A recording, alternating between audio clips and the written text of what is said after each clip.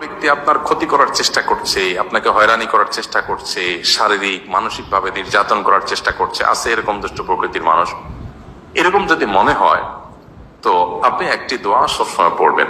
নবী করিম সাল্লাল্লাহু আলাইহি ওয়াসাল্লাম কোন ব্যক্তি তার ক্ষতি করতে পারে এরকম আশঙ্কা বোধ করলে তার ক্ষতি থেকে বাঁচার জন্য এই দোয়া পড়তেন। দোয়াটা হলো আল্লাহুম্মা ইন্না নাজআলুকা ফি নুহুরিহিম ওয়া নাউযু বিকা মিন শুরুরিহিম।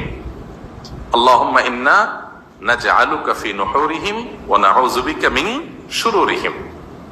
অর্থাৎ, হে আল্লাহ, যারা আমার ক্ষতির চেষ্টা করছে, শত্রুতা করার চেষ্টা করছে, তাদেরকে উপযুক্ত শাস্তি দিয়ে দমন করার জন্য, তাদেরকে শেষ করার জন্য আমি আপনার কাছে দায়িত্ব অর্পণ করলাম। আপনি মেহেরবানি করে আমার হয়ে আপনি তাদেরকে উপযুক্ত শাস্তি দিন, তাদের থামিয়ে দিন, তাদেরকে দমন করুন, তাদের শেষ করুন।